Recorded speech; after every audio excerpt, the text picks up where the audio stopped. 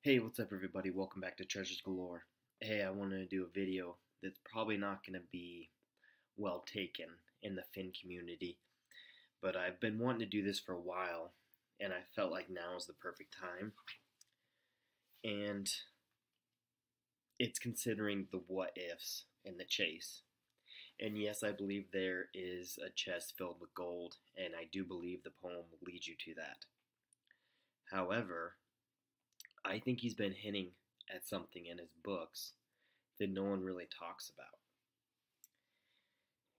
And you're going to have to bear with me through these stories because there's probably about 30 places in the books where I'm going to bring you to, but I'm going to try to make it as short as possible. And it's going to be about a few things. Which land is the chest hidden on? Forrest Fenn's hatred, I should say, for the government, and his hatred for the archaeological community. Okay, so I'm just going to go right into the books, and then I'll kind of explain as I go along and then give a conclusion. But first I want to bring you to page 26 of The Thrill of the Chase, and read, "One day, my father gave me a spanking at school for running across some stupid desks. Then that night he gave me a spanking at home because I got a spanking at school. The more I thought about that, the more I felt put upon. When I explained to him that I'd been double jeopardized, he told me that those things didn't count in a dictatorship. That's when I first started to mistrust governments." So in The Thrill of the Chase, he comes right out and says it, that he doesn't trust the government. Plain and simple. And, well, okay, made one little comment. But let's go to the next one. So when he flew over this funeral on page 82 in Vietnam War, he says, I was so ashamed I started crying in my oxygen mask, sobbing. I could hardly see through the dark visor on my helmet, and the salty tears burned my eyes in a way I had not known for a long time. Suddenly, I hated Lyndon Johnson and Robert McNamara and all those other politicians who were just sitting in their fat offices at home, totally oblivious to what war was really like. So here he goes on to say he hates politicians, and, they sent him to war, and they had no idea what it was like, and all that fun stuff. But now, I want to bring you to Too Far to Walk. And this video is also going to be about what kind of person Finn is, and how his character and the things he says about the government might influence the chase. Because we all know that Forrest Fenn has not been one to shy away from controversy, from doing things his own way, and in his words, stretching things and going out on the edge. Because if you don't go out on the edge, you don't know how far you can go. So I'm going to bring you to Too Far to Walk in the preface. And I'm just going to read you these, and then you can kind of see the general theme of which I'm going. So in the preface he reads, "I put a small rubber dinghy in the Madison River, a few miles from West Yellowstone, and fished down to Baker's Hole. That part of the river was in the quietly forgotten western edge of the Yellowstone Park. There were no roads, no trails, and no rangers to remind me that I wasn't supposed to do that." So again, he's doing something that he probably shouldn't have done. Now, I'm going to go to page 10 in Too Far to Walk and bring up Expensive Memories. It's a chapter of Expensive Memories, and it goes along with the same story of why he doesn't trust governments. Because he got a spanking for running across some stupid desks, and then got a spanking at home. So here's another story about getting punished, which is kind of odd. So now I want to bring you to page 33, the chapter Concy and Me. He talks about going to Grabby Lake with Concy, his football coach, and they see a black limousine driving past. And they tried to get a medical waiver because I think he had Parkinson's disease, and they denied it, of course. So he had to carry Concy in on his bike and go through this long road and haul him down there. Then on that bike ride, they see a black limousine pass, and you come to find out that it is the government. So he says, when Concy and I arrived at the lake an hour or so later, the best camping spot was occupied by a large tent. 4 men wearing 3-piece suits and patent leather shoes were standing around talking and probably expounding on how wonderful it was to be out there in their wonderful national park and away from the rigors of Washington. One of the finely suited men was wearing white sneakers. He must have been a leader. So, if you do a little research, you will find out that the guy wearing white sneakers was also a president who was famously known for wearing white shoes. I'll let you look that up yourselves. So later on, it says early the next afternoon, Concy and I decided to head out. Some storm clouds were forming, and we were at least 5 hours from the safety of our car. The mist on Grabby Lake made the air look ominous white as we passed the other campers. The big black limousine was still resting in all of its singular beauty, in the freckled shades of a few pine trees, with 2 flat tires. So, Forrest Fenn gets revenge on these guys and goes out at night and slashes their tires. So, kind of mischievous of Mr. Fenn. So now let's go to page 46 of Too Far to Walk, chapter Mom and Me. So it reads, when I was about 14, I did some misdeed that my father didn't like. Evidently a whipping wasn't punishment enough, so he beached me instead, which meant I could not go to the Friday night dance. So again, a chapter about getting punished. Okay, next chapter. We will go to let's go to page 50, The Demise of the Bullet. So it reads, it was halfway across the country to my home in Temple, Texas, and I was a slight 5'9" and 138 pounds. My brand new driver's license said I was 16 years old, but I looked younger, because I was. To reduce the chance of some curious cop guessing I was underage and discovering I had falsified my license, I would wait until after dark to hit the road. During daylight hours, I slept in my car, and that's when we really bonded. Okay, so here's a story about Forrest falsifying his license and driving halfway across the country when he was only 15. Okay, so next chapter. We will go to chapter 14 on page 64 called Retribution. And in this chapter, he had a first lieutenant who they called the Peanut. And they did not like him. So they formulated a plan to drink 3 beers and go pee in his gas tank. So another story about Forrest doing something mischievous. So the next one I want to bring up is chapter 25 on page 123. This is going to get me in trouble. And he goes through the same logic that, he doesn't agree with the wars and the politicians sending us out there to die, and we should just leave folks alone unless they attack us, So another one about him not really liking the government and war.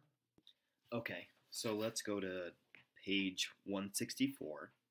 He's talking about the National Geographic coming to his house. And he states, I'd much rather have a bad painting by a great artist than a great painting by an unknown Well, there it was, and I knew I was going to take it on the nose for saying something so outrageous. In my defense, I tried to explain to our staff it was a business decision designed to create talk and spread the word about our gallery. They didn't agree, so I told them I didn't always have to agree with everything I said. It didn't help.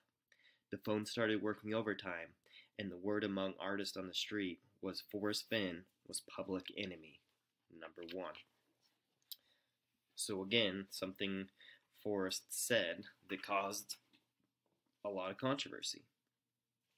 Okay, so let's go to page 183 of Too Far to Walk, when he talks about Elmer de Jorge on fire, how he goes and buys all these famous forgeries of paintings, and he takes them back to his gallery and sells them. And he says, with all the national publicity of our fame grew exponentially. Art curators whispered terrible things about us, and we are high on the A-list of many art collectors. So again, causing controversy by buying these fake paintings. Okay, so let's go to the next chapter, page 216. He talks about the San Lazaro Pueblo and excavating it, and I kind of want to just bring up this to remind people of how much slack he got from the archaeological community about buying private land and excavating it. And there's a great article written on his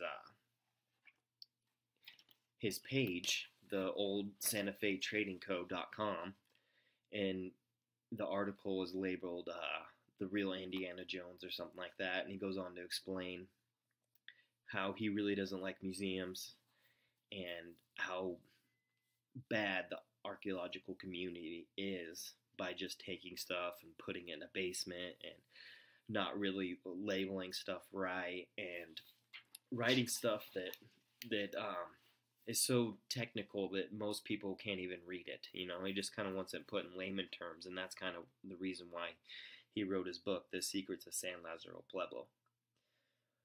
Okay, so let's go to the next one, page 224. Saving Buttercup and Lollipop. A few years back, the federal government found it practical to eradicate or greatly reduce the wild horse and burro populations that were running free on the public lands west of Santa Fe. It seems the non-native animals were eating grass, and that was reserved for the deer and elk. Never mind that the offending herds were offsprings of the animals that entered the Southwest with Coronado and other Spanish explorers more than 470 years ago. I didn't agree with what was happening, so I paid my friend Billy Rodriguez and several others $200 for each burro they could capture and bring to me. Okay, so again, him not agreeing with the government. So this next one on page 246 brings up a previous topic, and I'll quote, "Today's computer archaeologist will tell you that we should save the past for the future, and I could not disagree more. Isn't that anti-education? The future will never arrive, and someday is always too late for the present. Every room that is not excavated is a book that I will never read, and that is unacceptable to me." So it seems like he really disagrees with the government and the archaeological community and how they handle their things. Okay, so I'm going to jump on the next book, Once Upon a While.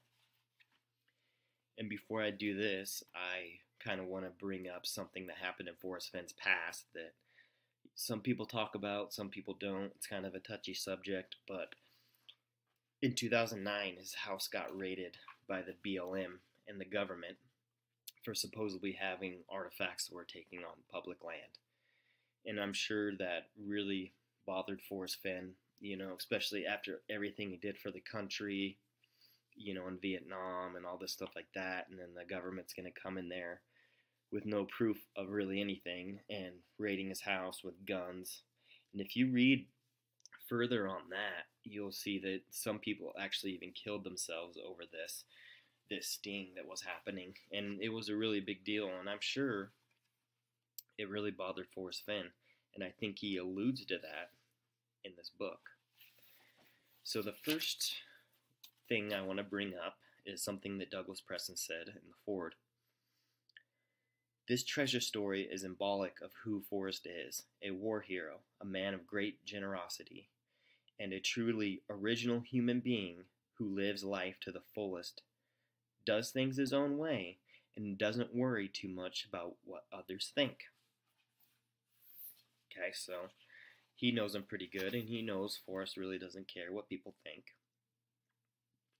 So the next one I want to bring is page 3 of Once Upon a While, and again, a reoccurring theme of getting punished. Now, a person that lived such an amazing life as Forrest Fenn, by getting shot down twice, by knowing all these famous people, owning a world-famous art gallery, all the stuff that he did. And he keeps bringing up in each book about him getting punished. Now, is he alluding to the raid of getting punished for that, or what is he trying to tell us about getting punished? Each book brings it up. I'll let you think on that one for a second. But here's a thing that I think really alludes to his house getting raided. On page 14, he's talking about poppy seeds. Ancient civilizations use them to add color and texture to food. Yeah, I know what's made out of poppy seeds, and it doesn't need color or texture. It might be embarrassing to have this little jar in my house if the drug enforcement guys come nosing around. I'll speak with my wife. Yes, I know he didn't get raided by the DEA, and the DEA is the drug enforcement people. But don't you think it's interesting that he says, the government comes nosing around if he has this jar in his house? A little interesting, I think. So the next one is on the next page, page 18. And he says about arrowroot powder. Easily digested, may be substituted for cornstarch. If that's true, then why would anyone buy cornstarch, which is more expensive? I think this spice company should be investigated. Kind of funny he brings that up with his house getting raided by the government, and then they should be investigated. So the next one is on page 71, when he's talking about the unfortunate hiccup about this drunk hiccuping and messing up the person who's golfing. And he reads, surely it won't be long before our government enacts legislation that prohibits anyone from drinking and watching golf at the same time. So again, with the government. And then the next one is on page 147. And Joe died aged 102 and was the last war chief on the Crow tribe. His great uncle, White Man Runs Him, was a scout for General Custer at the Battle of Little Bighorn. Many years ago, Joe said to me in a wistful moment, when I was just a little Indian running around, my elders told me about our history. I asked them if the government would ever give our future back to us. So another mention about the government. So just to recap a little bit, he has mentioned of getting punished a lot, and also of getting back at people, or retribution. Like he would get back at his dad and sneak out to the cemetery. He said, those two old biddies are long dead by now, and what do I care? That'll teach those two.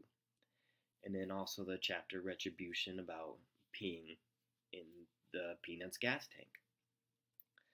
Another point is, well, he doesn't trust the government, obviously, from his words. And also, Forrest lives life on the edge. I mean, you're talking about a guy that would slash tires, he'd sneak out of class, he would land his plane on a golf course and hurry up before the cops could get there. Falsifying his license, and all these other stories about stretching things and doing stuff that's kind of mischievous and just living life on the edge. So, and this is where I'm probably going to get in trouble, but Would it surprise you if Forrest hid the treasure somewhere that would cause a big stir or a controversy, per se? It wouldn't surprise me one bit. And I've mentioned this in my previous videos, but no one's thinking about the what ifs. What if Forrest did hide it somewhere where it's not supposed to be? And I'm not saying I'm right or wrong. This is just a what if, and you can take it or leave it. And I'm not telling anyone to break the law, but I'm just thinking, what if? What if he did that? Forrest has told us that the type of person who finds a chest is one who can't keep it quiet. So he's envisioning that a certain type of person will find this chest. And maybe that certain type of person is exactly how Forrest Fenn is, mischievous. Don't you think it's ironic, too, that Forrest got ridiculed for taking artifacts from the Indians who, I don't know if he robbed any graves, and I'm not saying anything, but I know that there have been a lot of Indians who think what Forrest Fenn is doing is wrong by taking those artifacts and stuff like that. But don't you think it's interesting that his original plan was for him to go out and kill himself with the treasure chest and then have you rob his grave? The same thing that he caught flack for? Like I said, this is not even really my opinion, but me just telling you something that I've seen through the books, and maybe it is a what if. What if he hid it somewhere where it's not supposed to be? Or maybe to get back at the government, or, who knows? And I know I'm going to catch a lot of heat for this video, and I'm willing to accept that. But it seems to me I keep hearing the same things over and over and over again on these YouTube videos, and there's no new ideas. And I know this idea is not really new, but it's something that's whispered upon in the community, and I see it every now and then, and no one really wants to talk about it. So I hope this can create some dialogue of what I mentioned throughout the stories and even his life. Leave me a comment or even email me. I'll put my email in the description box. And email me and tell me what you think, if you've caught something that I didn't mention or whatnot, but you really don't want to comment on it, publicly. Just let me know. Let me know what you guys think. And I'm sure a lot of people will say that I'm absolutely wrong and I'm reading too much into the books and whatnot, but I can't help what I've seen, and I just kind of wanted to bring it up and get some discussion about it. So, alright guys, that was it. This is the end of the video. Hope you liked it. I'm sure some of you didn't, but I just kind of wanted to get it out there. So, thanks guys. I'll see you guys later.